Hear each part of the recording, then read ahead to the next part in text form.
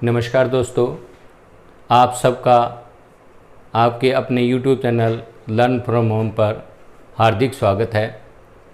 तो पिछली वीडियो में हमने महाभारत की रचना, लेखन कार्य और उसके पर्वों के बारे में चर्चा की थी। आज हम सीधे सीधे महाभारत के युद्ध का वर्णन पर आते हैं।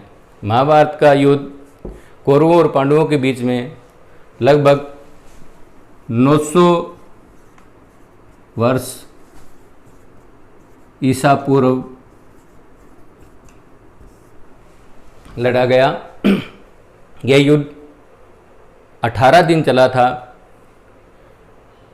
तो ये युद्ध क्यों हुआ?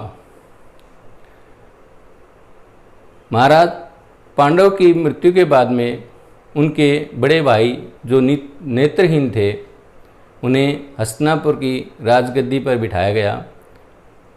धृतराष्ट्र के ज्येष्ठ पुत्र दुर्योधन, जो कि पांडवों से बहुत ईर्ष्या करते थे और वो पांडवों को कुछ भी देने के हक में नहीं थे,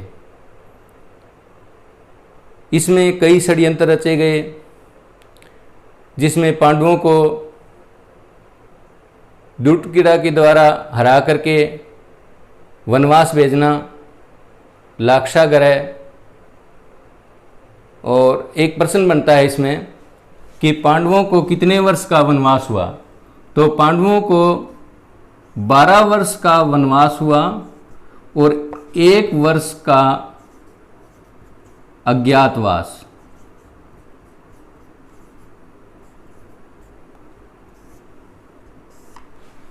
यदि वनवास के बारे में पूछा जाता है कि पांडवों को कितने वर्ष का वनवास हुआ, तो 12 वर्ष HSC 12 वर्ष मानती है, और पूर्ण वनवास पूछे तो 13 वर्ष होता है। तो इस वनवास के बाद में भी पांडवों को दुर्योधन कुछ भी देने को तैयार नहीं है।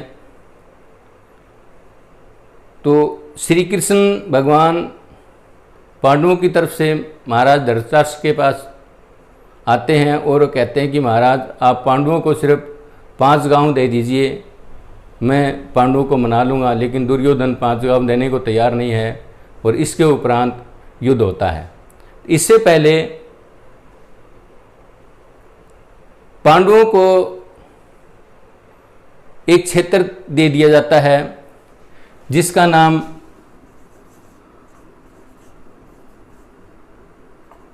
इंद्रप्रस्थ होता है। तो HSC में ये क्वेश्चन पूछा गया है कि पांडवों की राजधानी क्या थी? तो पांडवों की राजधानी इंद्रप्रस्थ थी और कौरवों की राजधानी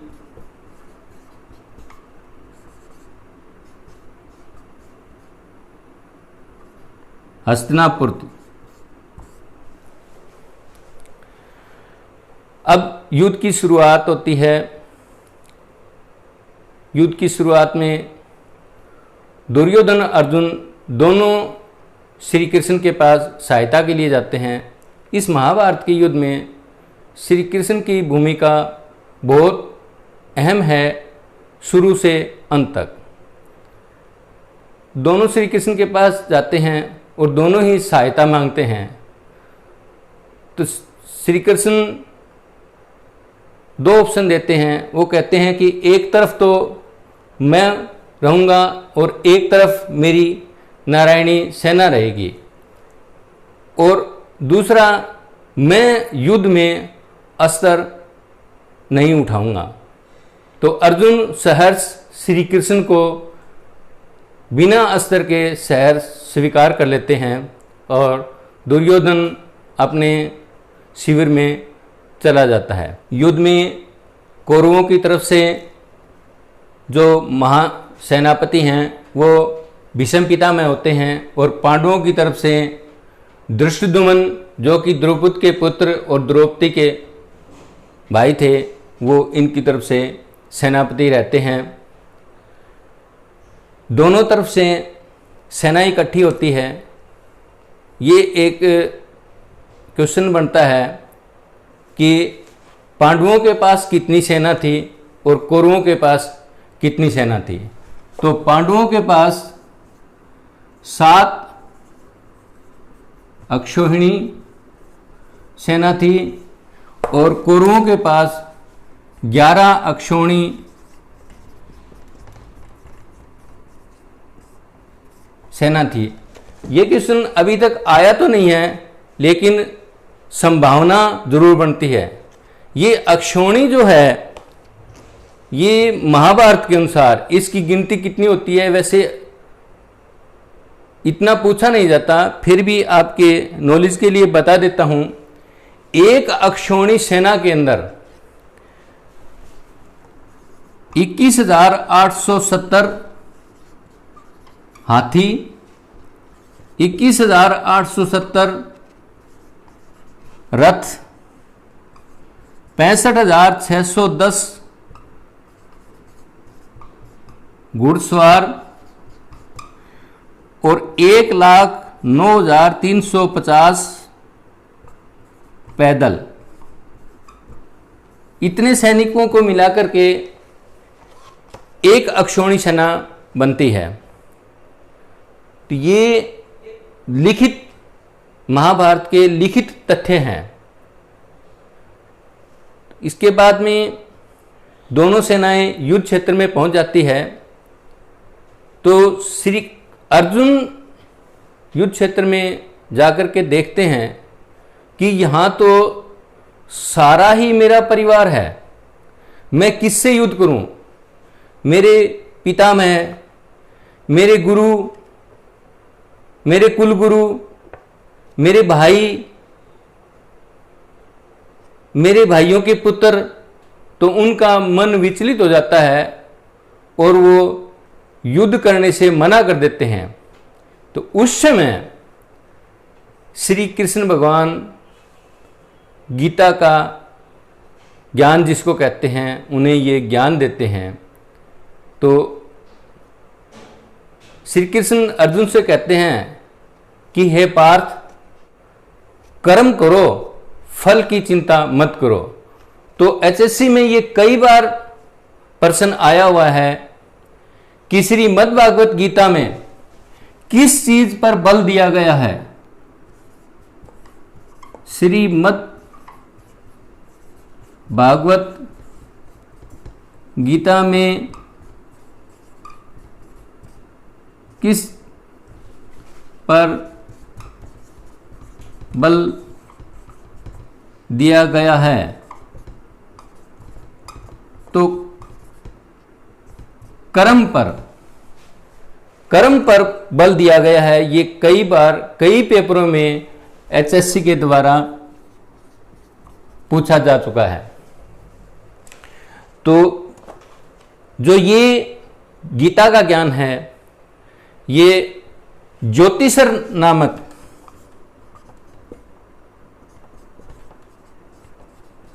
जगह पर दिया गया, वट वृक्ष के नीचे। ये क्वेश्चन भी कई बार महाभारत से संबंधित एचएससी में पूछा जा चुका है कि मद्भ गीता का ज्ञान कृष्ण के द्वारा किस जगह पर दिया गया, ज्योतिषर, और किसके नीचे दिया गया? वृक्ष का नाम आता है ऑप्शन में, वट वृक्ष। तो इसमें श्री कृष्ण अर्जुन को पार्थ कहते हैं,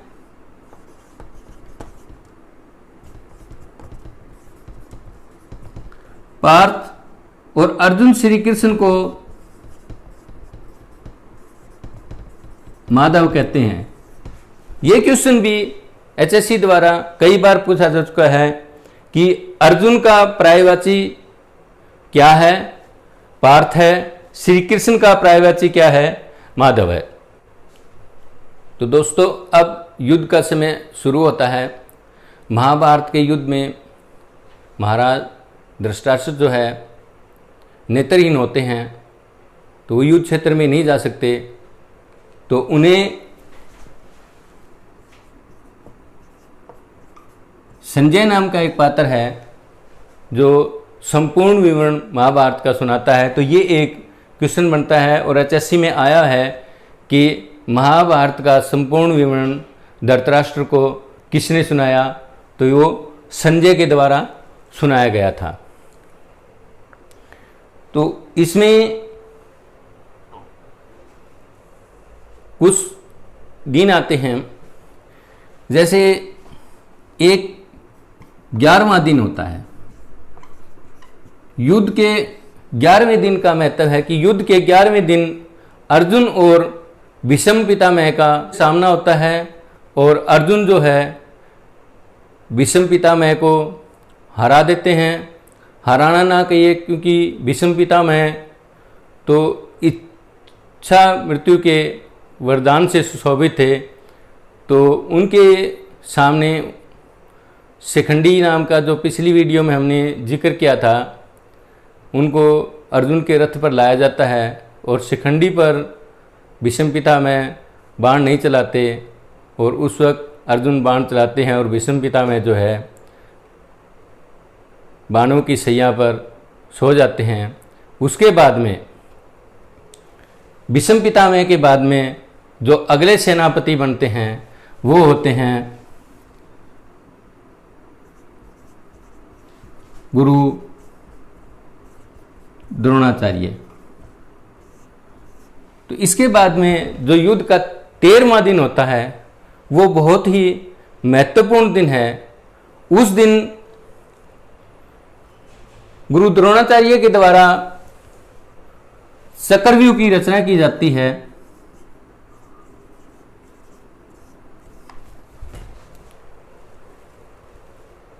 पांडवों की सेना में चक्रव्यूह को भेदने की शक्ति केवल अर्जुन में थी, तो अर्जुन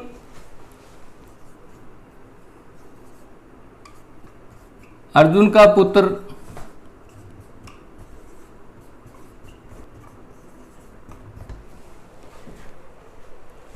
ये जब अभिमन्यु अपनी माँ के गर्भ में होता है, तब अर्जुन एक दिन अभिमन्यु की माँ को चक्रव्यूह भेदने की जो विधि है वो बता रहे होते हैं। तो जब उसका चक्रव्यूह में जाने के बाद में बाहर निकलने का समय आता है, तो अभिमन्यु की माँ सुभद्रा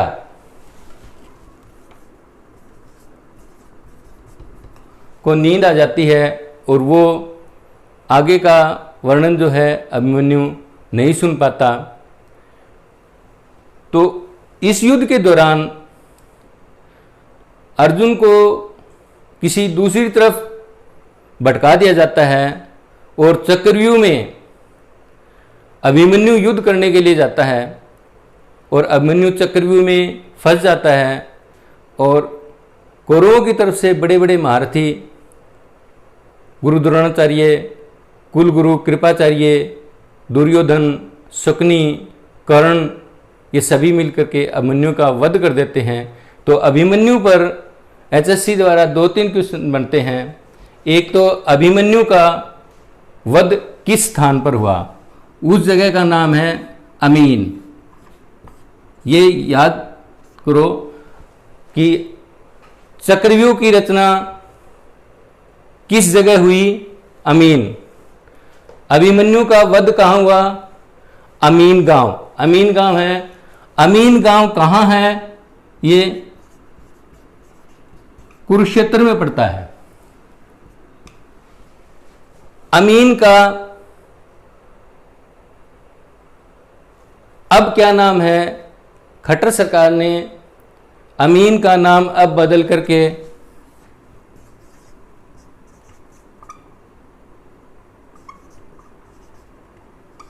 अभिमन्युपुर कर दिया है। तो ये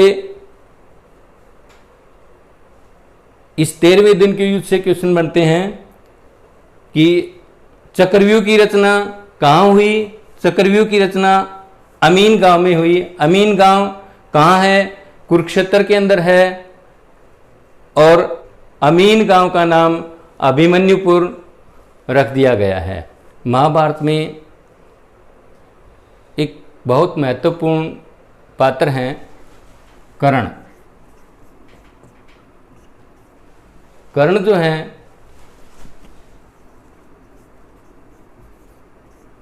कुंती के ज्येष्ठ पुत्र थे, और परंतु इन्होंने युद्ध कौरवों की तरफ से किया, क्योंकि दुर्योधन और कर्ण में मित्रता थी और कर्ण ने अंतिम सांस तक अपनी मित्रता निभाई। कर्ण से संबंधित 3 प्रश्न बनते हैं जो कि एचएससी में आते रहते हैं। एक तो है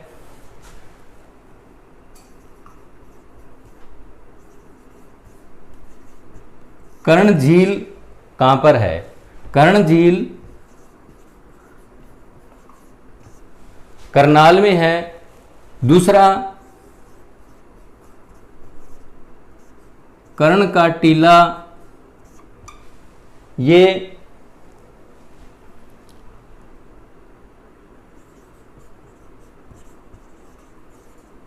थानेश्वर कुरुक्षेत्र में है, और एक गौकर्ण तालाब ये रोहतक में है। तो ये तीनों बड़े महत्वपूर्ण प्रश्न हैं जो कि बार बार एचएससी के द्वारा किसी न किसी पेपर में दिए गए हैं। तो कर्ण झील करनाल में, कर्ण का टीला थानेश्वर कुरुक्षेत्र में, और गौकर्ण तालाब रोहतक में। एक बार तो इस के जगह का नाम भी पूछा गया था, तो उस गांव का नाम है मिर्जापुर। और एक बार यह पूछा गया था कि मिर्जापुर गांव किस विश्वविद्यालय के साथ लगता हुआ है? मिर्जापुर गांव कुरुक्षेत्र विश्वविद्यालय के साथ।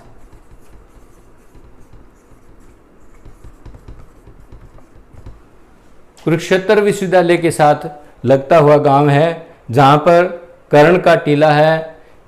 इसको थानेश्वर इसीलिए लिख देते हैं क्योंकि ये गांव थानेश्वर के साथ लगता हुआ ही गांव है। तो कर्ण से संबंधित ये क्वेश्चन है।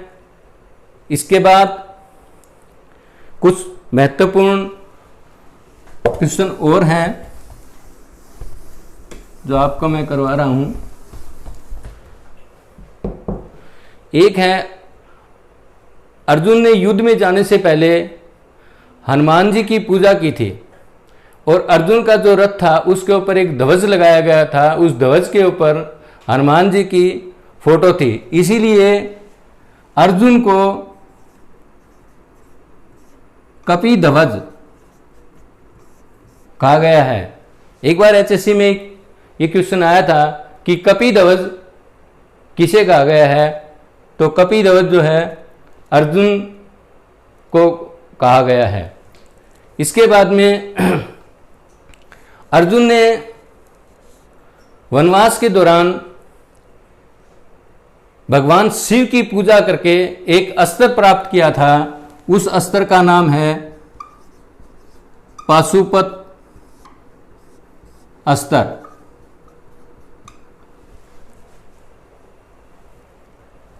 एक क्वेश्चन और बड़ा टेक्निकल क्वेश्चन है कि पांडवों में ज्येष्ठ पुत्र कौन है?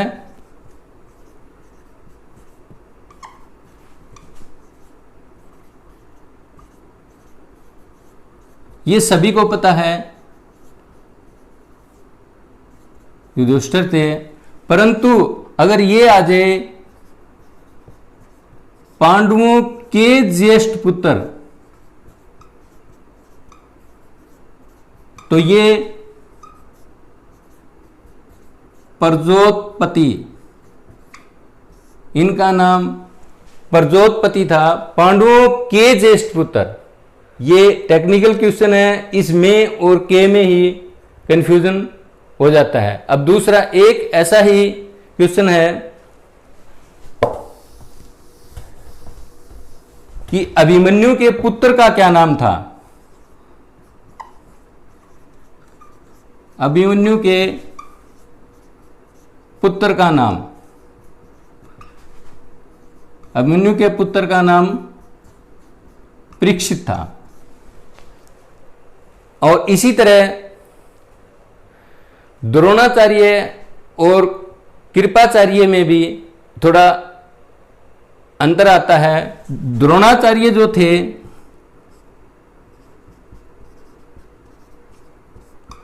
वो कौरवों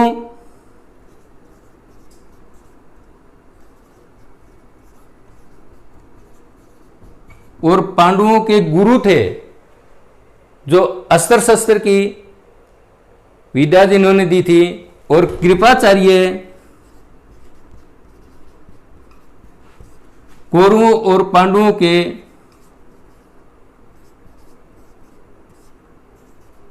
कुल गुरु थे। तो इसमें भी कंफ्यूजन होता है। एचएससी पूछ देती है कि कौरवों और पांडवों के कुल गुरु कौन थे।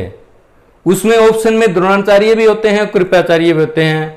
तो लगभग क्या है, द्रोणाचार्य को टिक करके आते हैं। उनके कुल गुरु कृपाचार्य थे और उनके जो गुरु थे वो द्रोणाचार्य थे। अब द्रोणाचार्य के एक पुत्र थे, उनका नाम भी पूछ लिया जाता है अश्वत्थामा। द्रोणाचार्य के पुत्र का नाम अश्वत्थामा था। तो दोस्तों आज की वीडियो इतनी ही।